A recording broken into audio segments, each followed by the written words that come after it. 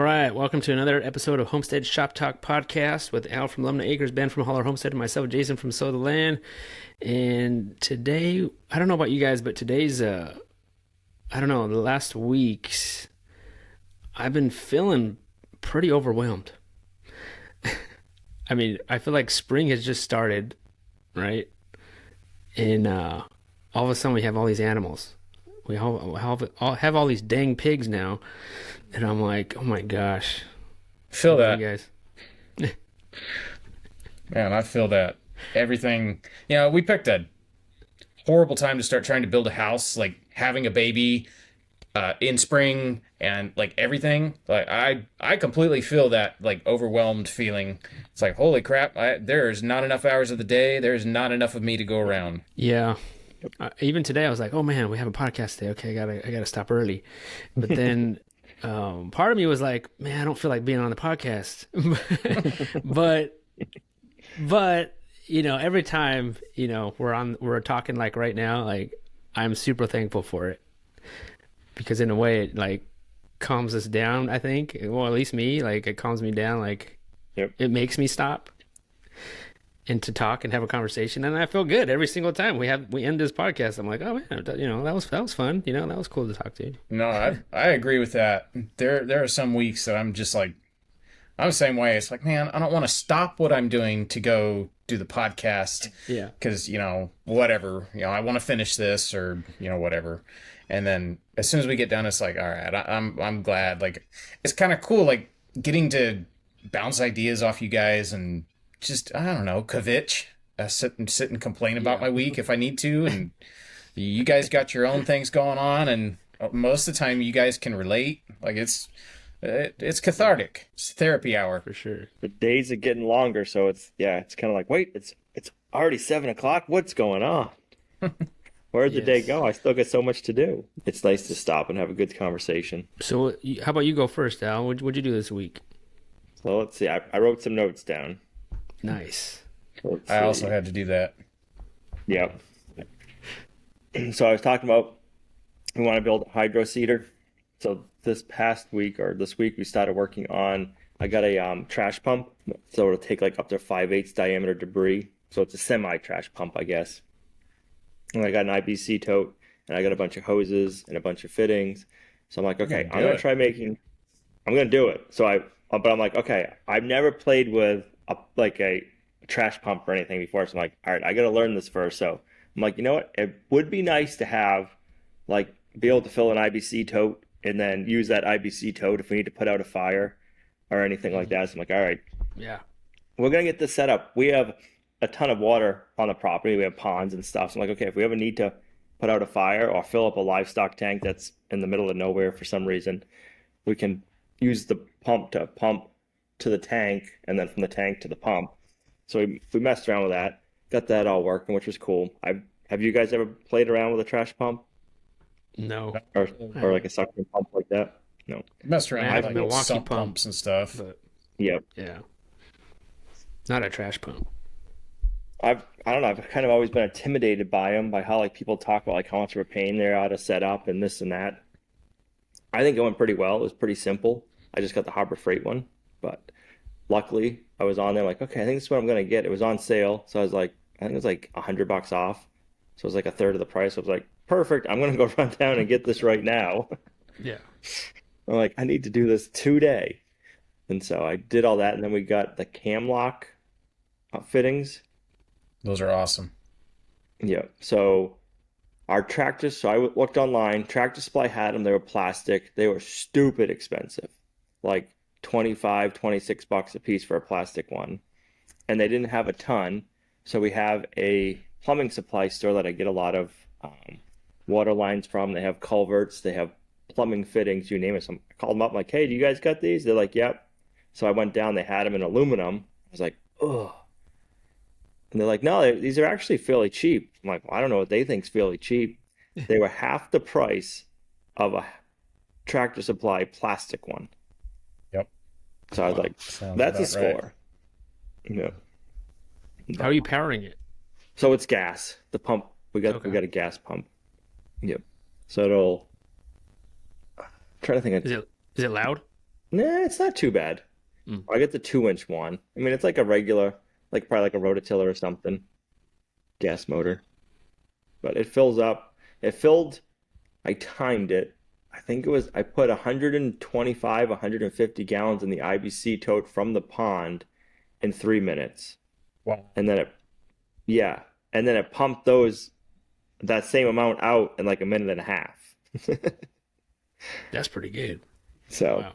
I was like, all right, we can move some water if we need to. I should do that. How big you say the lines were? Like, what is that? Like a 2-inch? Man, that can move some water quick. They make them up to 3-inch, but I just got the 2-inch one. 2-inch would be nice. Yep. So you can move some water. So now I got to figure out, and I kind of got it all plumbed the way I want to. I just haven't hooked it up. So this is what I'm thinking. You have, I'll fuel up or I'll pump water into the IBC tote. And when that's full, I got to reconnect how you plumb it up, but that's just all done with flexible hose and the cam lock, so it's an easy switcheroo. And then I put a T into the discharge. So what I'm thinking is, and I got a valve on it, I can close the valve or open the valve, however you want to say it, and some of the water will get squirted out, but then we'll squirt some water back into the IBC tote, and then that will aerate and agitate, or however you want to call it, all the fluid and the seeds and the hydroseeding material in the tank to spray out. That's what I'm thinking anyways. But so I bought it. Pretty smart guy there, Al. That's pretty ingenious.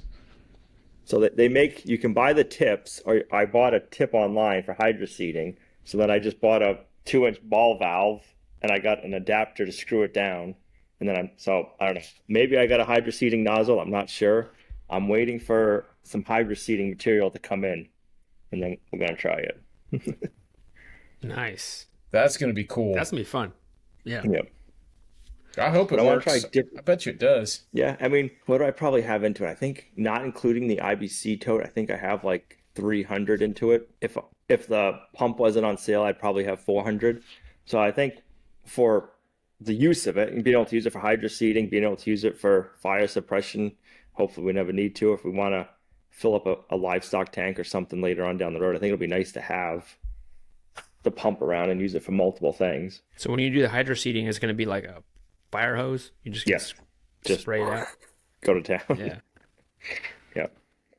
So I want to do we have a bunch of ditches that we've been cleaning out because that were filled up with beaver debris. So I want to fill up all the ditches, or blow all the ditches with hydroseeding material. Yeah. And then all of our banks. So like when we put the new barn and workshop, we had that cut down, and there's one decent bank that goes all the way around like the barn. And then we have a ditch there for the water to flow. So all that, we tried grass seeding last year and it didn't take. The septic, we did our septic mound 3 years ago now. And that hasn't taken grass great just because, I mean, the last couple of summers it's just been, when we get a rain, they're a torrential downpour. So it just washes everything out. So Yeah. I was pleasantly surprised to find out that the hydroseeding mix is just newspaper and like super ground up wood chips. I was surprised. That's something you buy? Yep. Hmm. I'm thinking it's going to be, and I think it'll be cheaper in my mind anyways, than if I did mulch hay with, so what I'm thinking is if we did mulch hay, we've done it by hand and it's a pain, it takes forever. But they make the mulch hay blowers. Like if you buy like hay, you can put it in and like grinds it up and chops it up. Mm-hmm. So to me, like those are like thousands and thousands of dollars for that contraption. And I think if you rent one if you could find one, they're probably probably $400 or $500 to rent. So I'm hoping this will kind of pay for itself versus trying to do mulch hay to get the grass to grow on the slopes. I see. Then I want to figure out, for what you got in it, like having the fire suppression ability or hydroseeding, it doesn't matter how much it costs. Like, that's awesome. Yeah. Yeah. Then I want to mess around with and see, like, can you make it so you can spray compost, tea, and stuff like that on a larger area quickly? So last year we got Redmond's Grow from them. they sent us up a couple of 2,000-pound totes of, it's a fertilizer. It's got salt in it. It's got chicken manure, and it helps like grow the biological material in the soil. So I want to mix some of that in with the hydro seed and see what that does. I guess it's as long as it's not like a thicker material that can fit through the tube, right?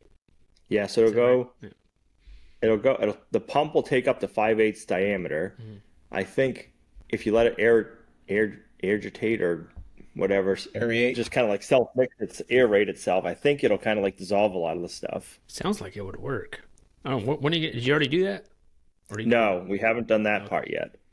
So I'm waiting for the hydro seed material to come in. Yeah. The place where I got the cam locks, they can get it. So hopefully this week I'll get that. We'll wait and see.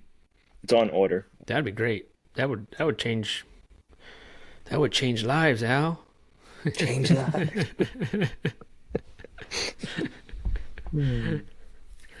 We started working on, I know you guys are probably already doing this, but we're just starting to work on our garden areas. So last year we had, was it 2 years ago? We had an area logged when they were logging for Gina's garden. It's behind the house. We call it the secret garden. It's behind the house. We put like a little road in through the trees. And it's probably 400 or 500 feet worth of trees that I want to make into a silvo pasture. And then beyond that, it opens up into a nice flat spot. And that's where we're going to put the garden. So we had that all stumped last year at the end of the season. So the other day we started putting down weed fabric, and we're going to do raised garden beds this year. What kind of raised garden beds? The Vigo ones. Okay. The metal ones? Yeah, the metal ones. We've done those. Gina got some last year. You guys like those? Yeah. She got 4, and I think this year she ordered 4 more. Yeah. So we're going to move everything up above. I'm just trying to figure out, it's a good size area. It's probably an acre, maybe 2 acres up there. So we're just trying to figure out, like, we'd like to do an orchard up there. I want to figure out like a place for like the blueberries and then like a greenhouse in the future. But it's like, I hate to jump into it too quickly and put something where it doesn't belong, kind of thing. Oh yeah. Feel that. Yeah, baby steps. Right. So hard though, because it takes so long to get stuff established. To wait, it's like, do I really want to wait? It's going to take me an extra year to get that orchard going. That orchard's going to take 5-10 years to produce anything, So it's like, that's the dilemma I always catch myself in. You got to bring in soil. We're going to bring in composted soil for the raised garden beds. Mm-hmm. And then the soil seems really nice, but it's kind of rocky. And some stumps, not stumps, but like a lot of branches and stuff mixed into it. So we just had them go in and just kind of like pull the stumps and shake them. We didn't want to like take off a lot of the material. So we're going to try growing the squash, pumpkins. What I'm thinking is put down the weed fabric and then burn the holes for each plant and just go right into the soil that's there and see how it does this year. We're going to experiment, I think, this year. Yeah.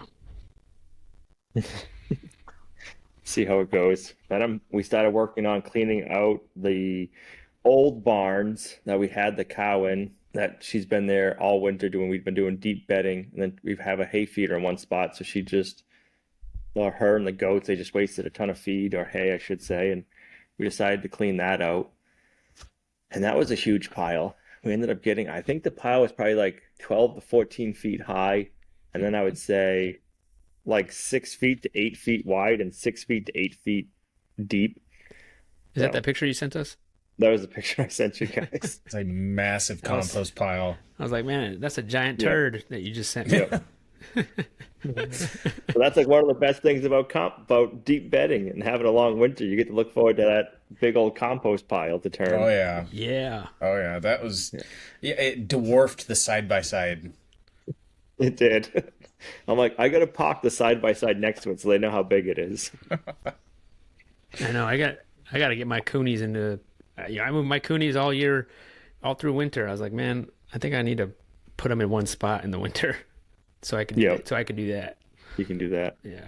So you need a milk cow, so you can do that, and then you can put the coonies where the milk cow was. Come this time of the year. Yeah. because they love that nasty, like fermented poop hay Right. that's just been packed down. It smells gross, but pigs love it. Yeah. It's like sauerkraut to them. Oh, man. Gross. They can't. Sour. You've never seen that before? I mean, I'm trying to think. Oh, because we had the goats before with the pigs, and it would happen the same thing with the goats. Like if they matted the hay down and it did urinated on it, and it just would get like wet, sloppy, like sauerkraut almost. And the pigs, they would just love it. They would just nonstop eat it. It's like, really? Yeah. Yep. Throw some corn in there. Yeah. Done.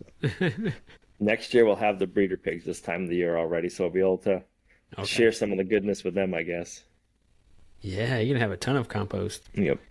That's awesome. Then we go to get the livestock tomorrow. So Is that the mystery animals? it's the mystery animals. Okay. And then I'm trying to decide if I need to get more mystery animals to go with the mystery animals. Oh, Like man. a huge complexing dilemma. Next thing you know, you I have a don't know zoo. Yeah. I don't know about you guys, but I've been on Facebook Marketplace like all winter. I wanted to get some IBC totes to stack my firewood. I got a quote from a guy for 20 of them. It was like $1,000. It's like, okay, I don't have a place to put them yet. Let me clear out a place to put them. Contacted the guy like a month later. Oh, sorry, the price has gone up to $1,600 now. What? Like, Oh, wow. what? Yeah. And then I was looking at more livestock. I've been talking to this guy for a while, and he was like, oh, yeah, now the price is like doubled. I'm like, How's that? what is going on with this? Oh man. I know. It's spring now, like so they can try. That's what they Price. said. The guy with the totes was like, everybody wants them now. It's spring. Nobody wanted them in the winter. And I think the same thing with the livestock. I'm like, oh. Wow. I mean, that's probably Bummer. true. You know, once it starts warming up, people wake up all of a sudden. Yep. You notice Supply when you and go to Lowe's. demand. Oh, yeah. Yep. All the flowers Yeah, I are went out, to- all the vegetables are out, and everyone's shopping. Went to the feed store today, and they said, my God, it's busy today. He's like, it's been busy since last Wednesday. Ever since the sun started coming out around here, he's like, it's just been slammed. Yeah. So you were talking about animals. Does that mean you're getting more animals now, Jason? You like people calling you up? Is that what's been going on for a week? Saying like, hey, I got some cows, I got some sheep. You come and get them? Yeah, they're like, I hear you're about done with your fencing. I have some animals for you. I'm like, darn it. Oh, I was just thinking of it. I don't know if you guys have seen it yet. I was on Premier One's website a couple of weeks ago. I don't know who it is. I don't remember the manufacturer, but somebody has made a like one-handed or two-handed like poultry net crank up thing. It's got like a plastic bottom, and you just sit it on the ground. You start your net in it, and you just take like the other hand, and you just go like this, kind of like an old hand cranked drill kind of style handle. But they were out of stock. It's for don't know. net. For netting, poultry netting or like pig netting. It unrolls it. It rolls it. It rolls it. I'm gonna have to look that it up. rolls it. You're gonna have to look it up. Hmm. They didn't have them available yet. But I'm like, man, that's the one thing I hate about all the poultry netting is rolling it up afterwards. Yes. Yeah. I have not conquered that art. Yeah. I'm gonna see if I can look that up. That would be awesome. I bet you that. Yeah. Tangled netting. I bet you that ruined some marriages. I bet it at least started a few arguments. Yeah. Some arguments. Oh, for sure. Guaranteed. We're not talking from experience or anything. No.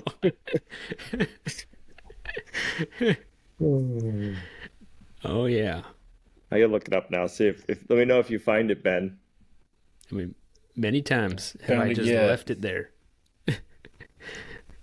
I'd be like, What were you saying, Jason? well, many times, especially in the summer when it's hot and you're like, man, I gotta wind up this netting. I was like, I'll do it tomorrow. Right. It just sits there for like a week Yep.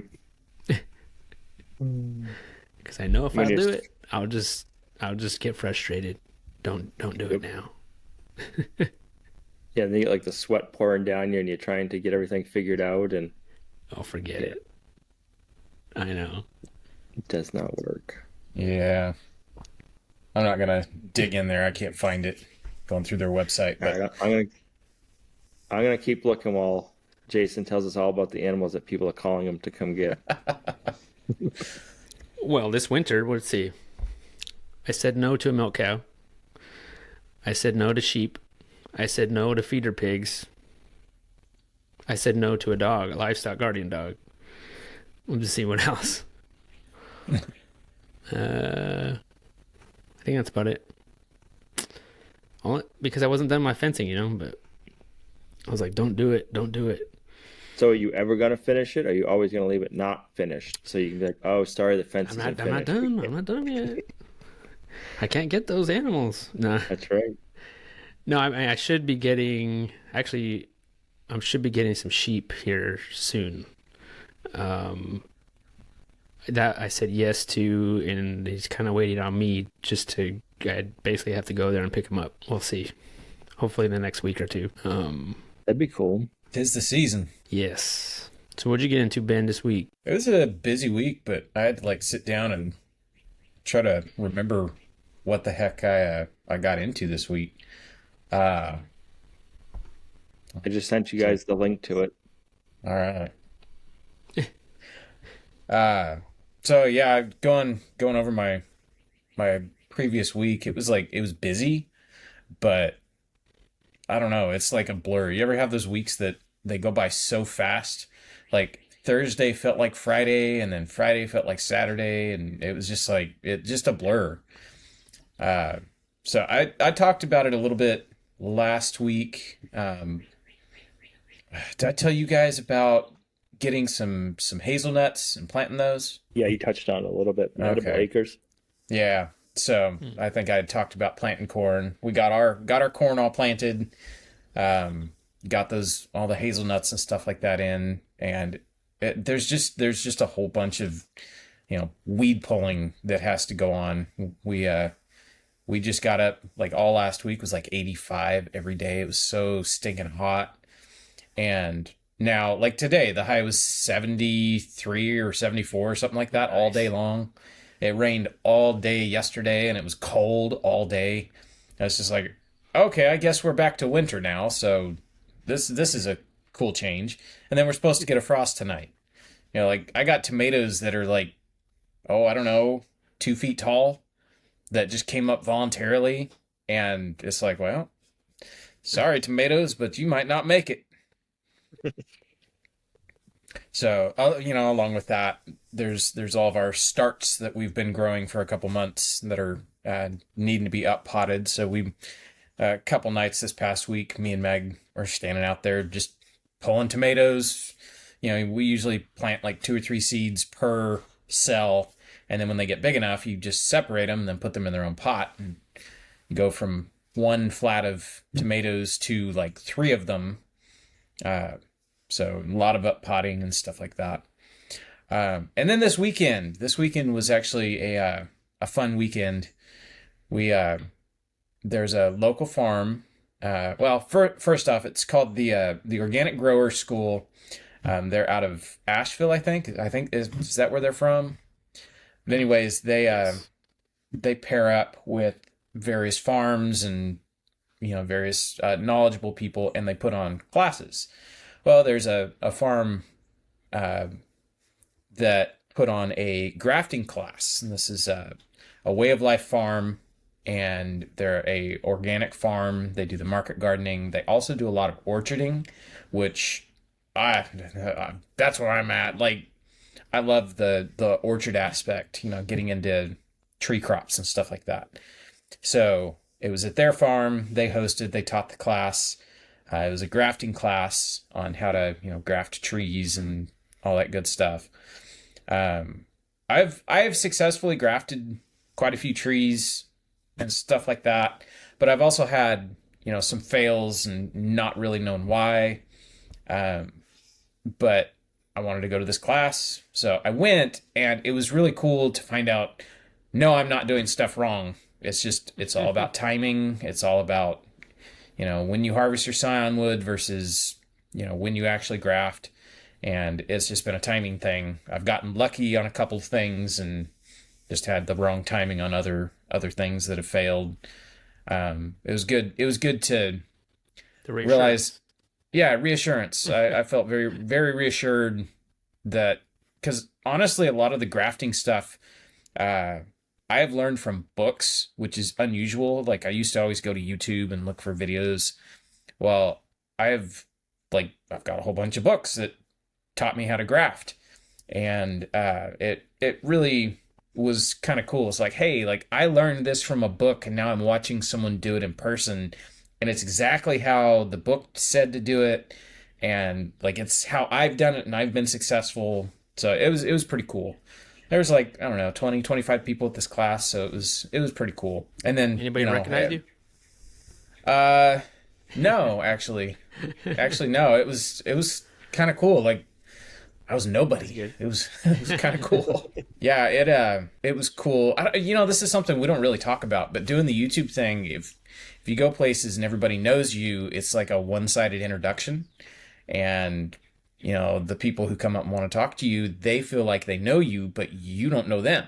And so it's this awkward one-sided introduction, and there's a lot of steps that get missed when the conversation starts. Like, hi, I'm so-and-so. That usually gets skipped. But yeah, no, this class, like everybody had name tags. So there was no it was cool. It was a really cool class. We got to see their farm.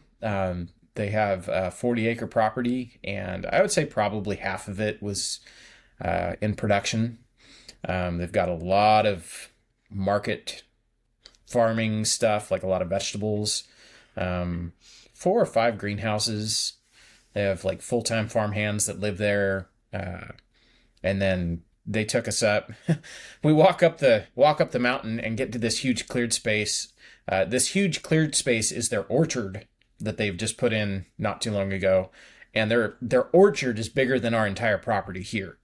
And so it was just really cool to like see this huge expanse, up the side of a mountain that was just, chestnuts and pecans, and they're real into American persimmons and stuff like that. They're growing a lot of tree crops like that. So They've been that there was for really a cool. while, right? The farm? I think they said they got that place in 2009, I think is what they said. So they've been there a minute. So yeah, it was cool. Really fun class. I'm glad I got to go. What are the plans with like the chestnuts and stuff? They're gonna harvest them and sell them? Are they feeding them to like animals for feed, they say, or all of the above. all of the above? They do the Charlotte Farmers Market, and Yep. they do CSAs, they do stuff like that. They've got a pretty slick website, and they talk about everything that they're growing and selling. You can do the CSA. They also raise pork. They didn't walk us into the woods to go see their pig operation, but they also grow and sell their own pork. They one of the farm hands, I was talking to him while we were walking up the mountain to the orchard, and he's like, "Oh yeah, all down there that drops off for like 20 acres down to another creek, and like all over this way is all where we run the pigs." And it's like, "Oh, this is cool. Like this is really cool." So yeah, I think what's cool too is like going and seeing how somebody else does their farm.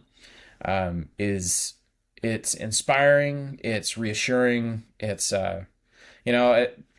everybody has junk piles. Like if you're working, you're gonna have junk piles. Like if you're doing stuff, you're gonna have junk. And they did have junk piles, but it's not my junk, so it doesn't look like junk. But that's the thing. Like you're always self-conscious of your own junk piles, and you're afraid people are gonna be like, "Oh man, is that a junk pile?"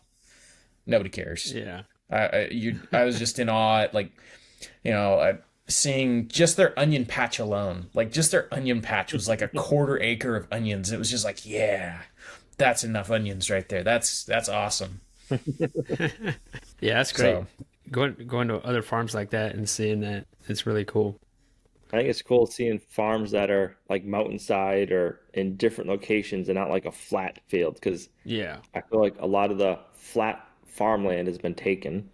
So if you're trying to start up, it's not as easy to access that.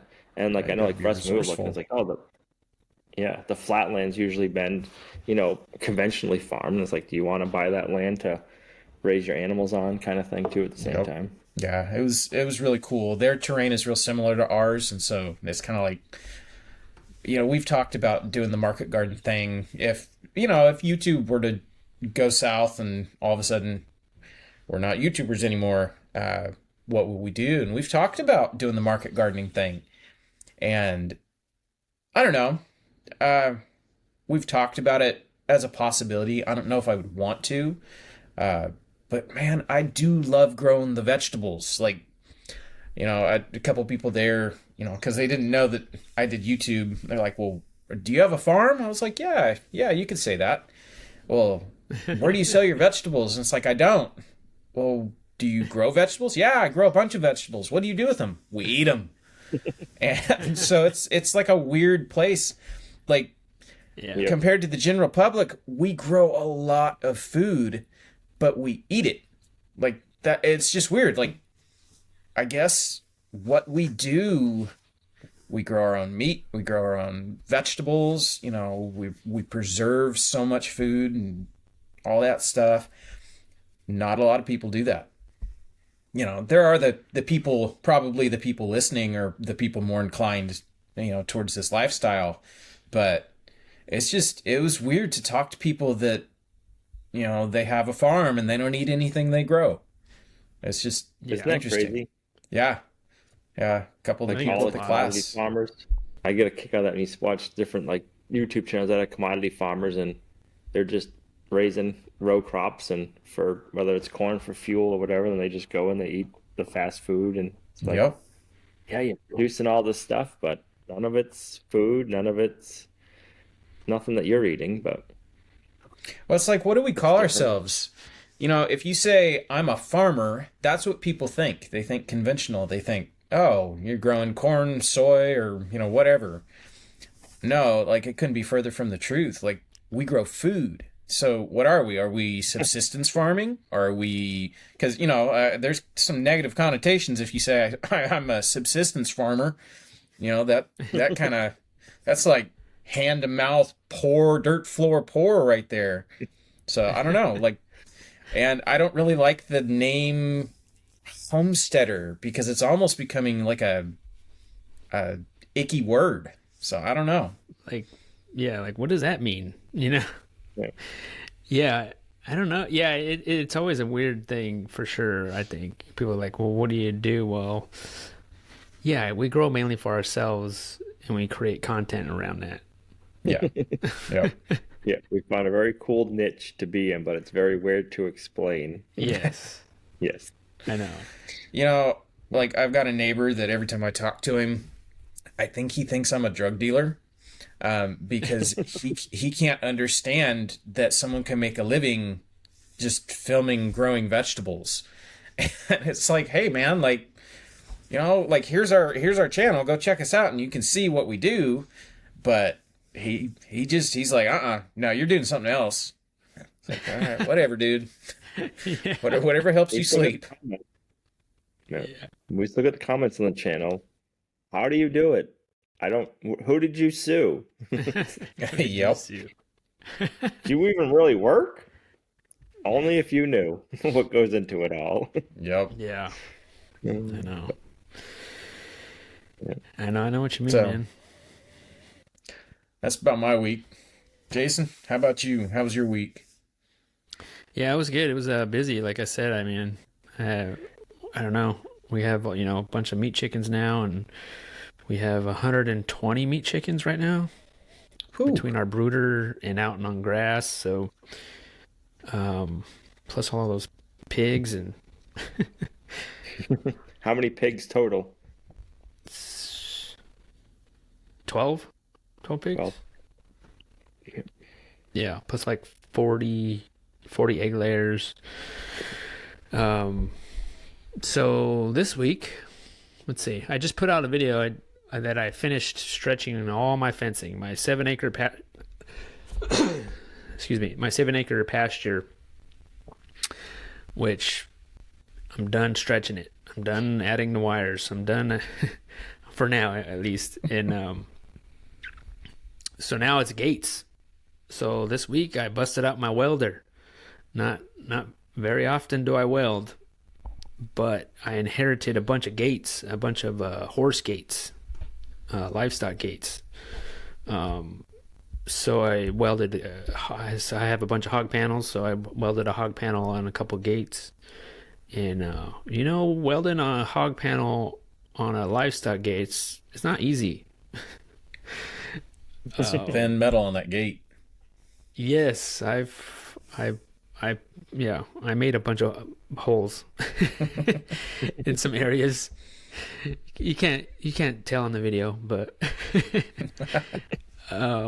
they came out pretty good though. I mean, you just kind of I had to just keep at it, and at first I was like, man, it's not, I'm not sticking. It's not sticking on there, but I had to grind the spots and stuff like that, because it's also galvanized, and but I got it, yeah. So I made 2 gates so far. I think I might make one more. I'm still gonna have to buy some gates because I don't have that size, but it's a good project to do, and it's all practice, and I spray painted the gates, made them look nice. And I installed one of the gates so far. So yeah, I was pretty proud of that. I was like, man, my first farm gate, finally put it up, which is pretty cool to get to that spot, after doing all that fencing. And I had it weld on the hottest day this week. It was like 85 degrees. So I was sweating up a storm. So another thing we did was trench. I have a 300-foot trench still in my backyard that it's going to my high tunnel. We had my friends from Red Bell Ridge Farm, where they're also my feed dealers, where I get my feed. They offered to come out, and they have a Bobcat skid steer, and they just got a trencher attachment for the front. And boy, I was like, 300 feet. Oh, it was a little over 300 feet. It took an hour. Wow.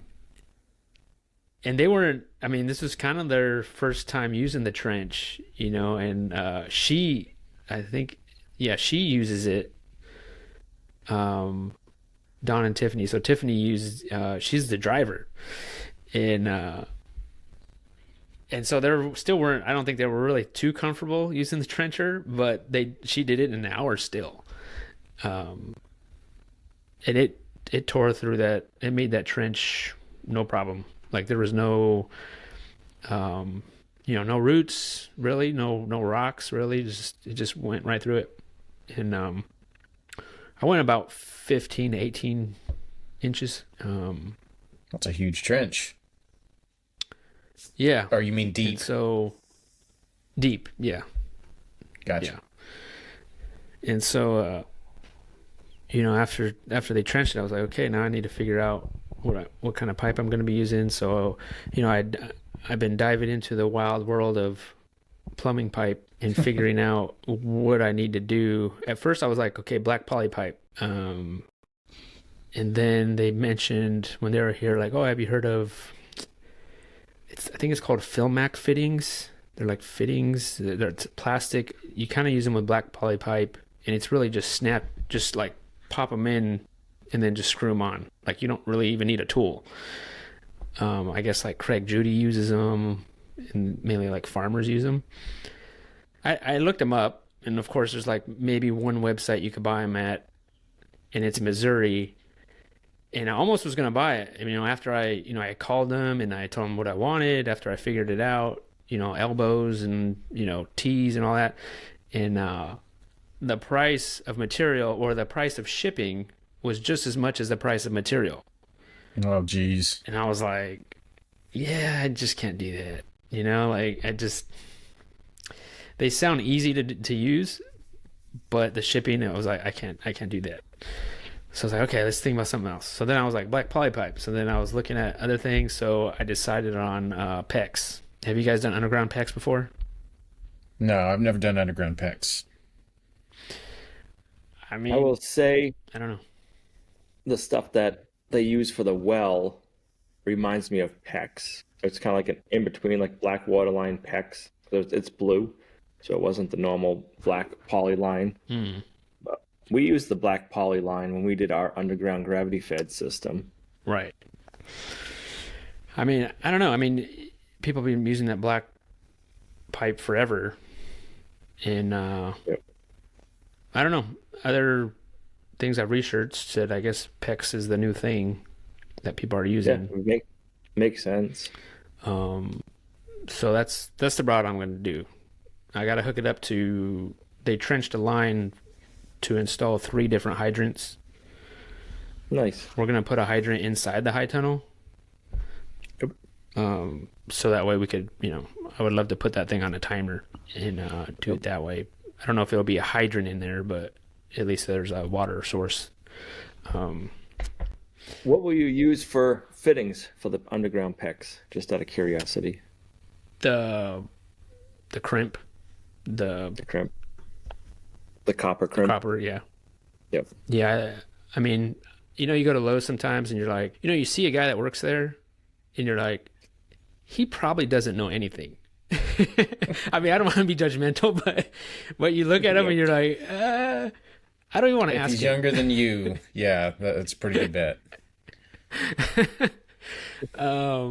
But I think I lucked out this last time because I saw a guy there. He looked like an old timer, and I was like, that guy probably knows a lot, And so I'm gonna ask him. And sure enough, man, he just went to town. He's just like, oh, you need this, you need it. Oh, what are you gonna do? And like he was like super. It seemed super knowledgeable to me. I mean, it sounded like he knew what he was talking about, and he sounded like he's been there, done that many times, and he was super helpful.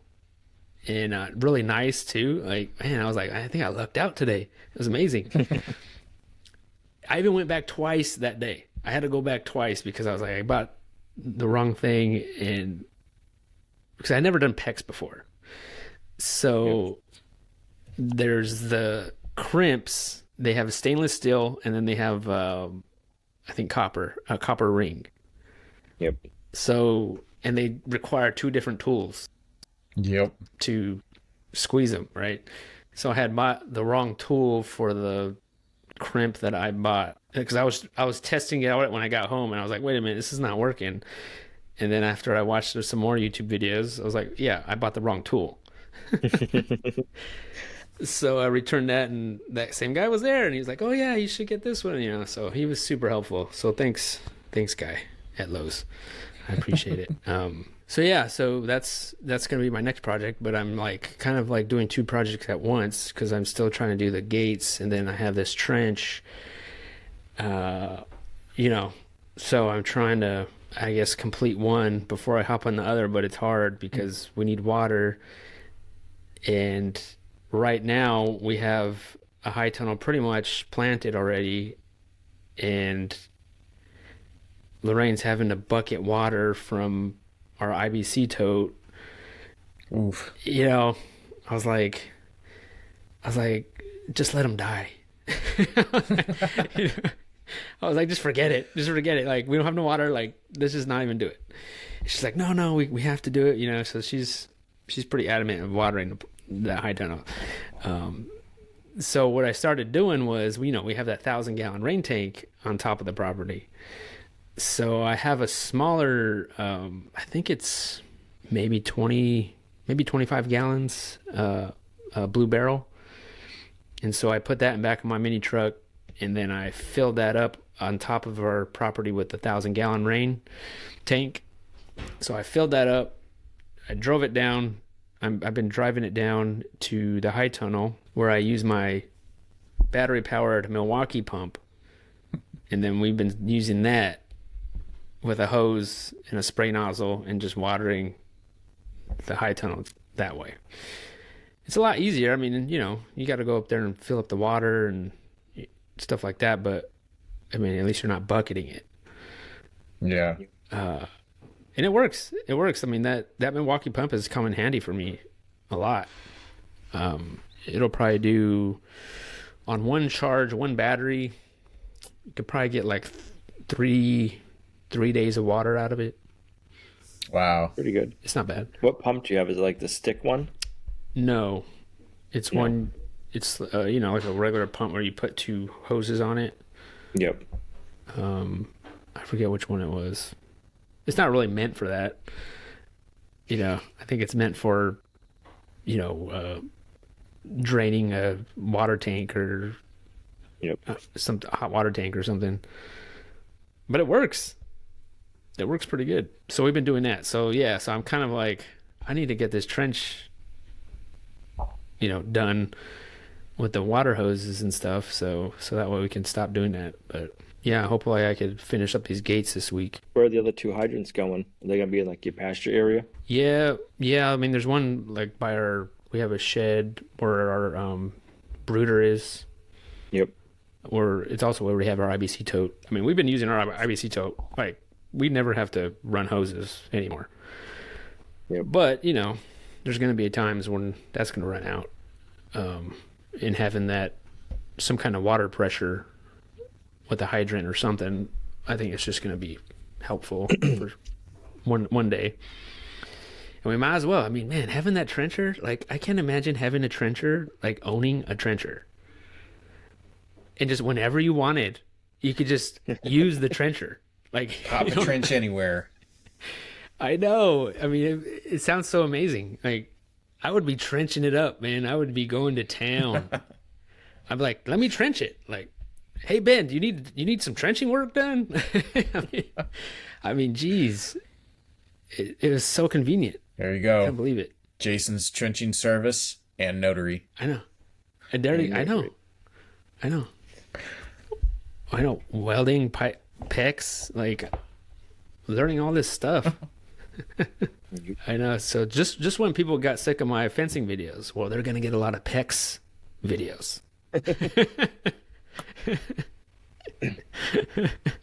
That's the nature of the beast, filming your life. Like, I know. If you don't like what I'm doing, just wait till tomorrow. I'm doing it again.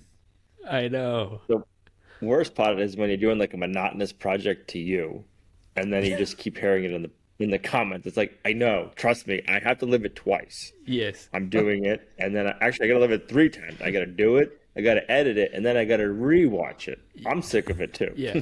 And then I gotta listen to comments about it. Yeah.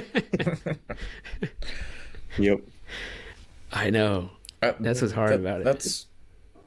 It's like the most miserable is when it's already a project that you're sick of, and then you start getting kind of bummer comments on it. And it's just like, come on, like I'm already not digging this thing. Like now I'm getting beat up about it. I know. Yep. I know. It's just that's our job, man. Yeah, that's how it goes. That's what we do. We're living the dream.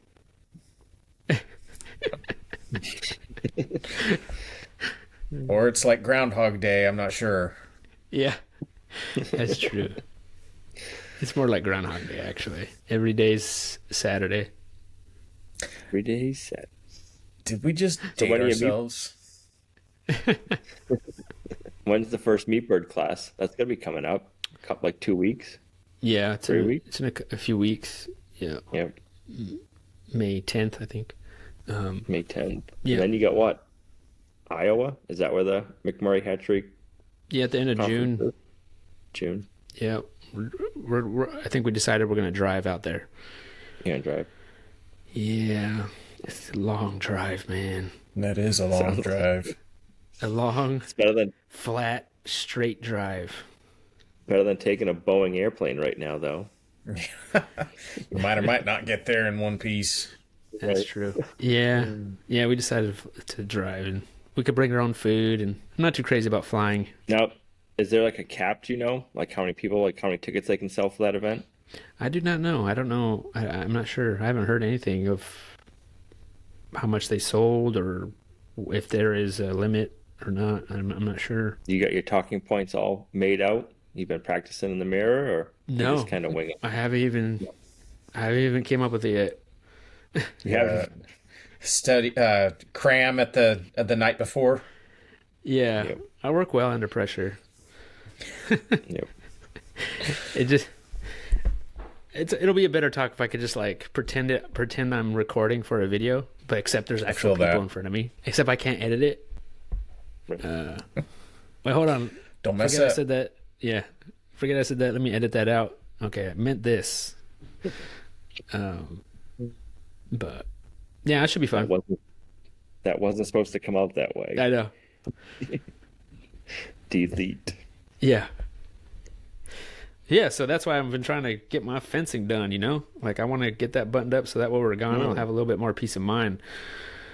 Because we're going to have a full farm by the time that comes. Any more dogs? No, I haven't seen another dog yet. That's good. I had one this morning. Oh, really? Yep. Did you just take off when he saw you? Actually, I missed him, but he walked right by the front of the house, like right in our driveway right here. Came all the way up from the road, all the way up the driveway. Just did a big circle, and then I guess left. But wow. big old doggy footprints right here in the mud. It's like, oh. Yeah, I know. I don't get it, man. If it's the dog, I think it is. He is absolutely terrified of the golf cart.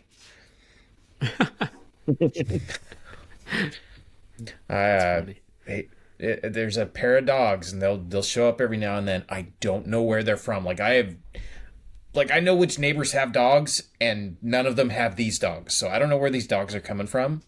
It's like a great big, I don't know, it's like a boxer mastiff cross, like a really ugly dog, but he's like red. And then I think the other one, it looks like he's got German Shepherd in him. But, you know, they'll come up and they beeline it towards the chickens, and usually I'll see them coming, and so I'll go out there and hop on the golf cart and go to meet them. And as soon as they see that golf cart, they forget about doing anything, and they turn and they leave. And I won't see them again for another couple weeks. But it's like, you guys must know what golf carts are or something, like, because that's quite a reaction. Like, I'm like, I'm 500 feet away, and you're throwing gravel. Yeah. Yeah, it's funny. The dogs, they'll go straight for the chickens. Yeah, they just like beeline to the chickens, and the pigs, they won't even go near the pigs. I notice. Like, they'll like run right past them and go straight to the chickens. They want nothing with the pork. They want nothing with them. Those pigs will kill them. We're almost at an hour, guys. You have anything else for this week? Nope, that's it. That's my whole list. Nice. Checked it all off. Very cool. Oh, I will say, at the time of recording, Meg has not had the baby yet. Oh. You should have said that at the beginning. Hey, get to the end of the episode. You know what? We might do that. Like, the episode after we have the baby, I'll get to the end of the episode and be like, oh, hey, by the way, everybody who made it to the end, congratulations, you're the first to know. Yeah. That would be funny. The suspense. I know everyone's like listening. Get with it. What does Ben have to say? Now, like, I know my mom listens to this podcast. Wouldn't that be a messed up way to tell her that we had the baby, is to make her wait all the way till Friday and then the end of the episode? Sorry, Mom. I wouldn't do that.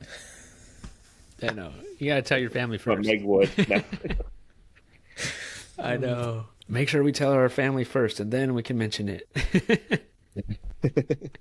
I think I heard a baby in the background, and they didn't tell me.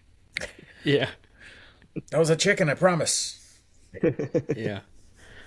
I'll put it in the edit. A baby crying or something. There you go. The sound effects. Oh, that would ruin it. There would be some angry phone calls. I know. Yeah. Well, all right.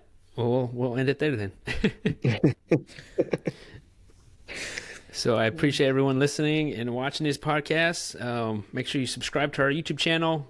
Even if you think you're subscribed, go back and check, because they might have unsubscribed you for whatever reason, because it happens. But they say they don't. Right. Yeah, who knows why. But yeah, make sure you're subscribed to the channel. Or if you listen to us on iTunes or Spotify, make sure you leave a review if you can. We greatly appreciate it, and I hope everyone has an awesome, amazing week, and we'll see you guys next week. Have a good week. Later.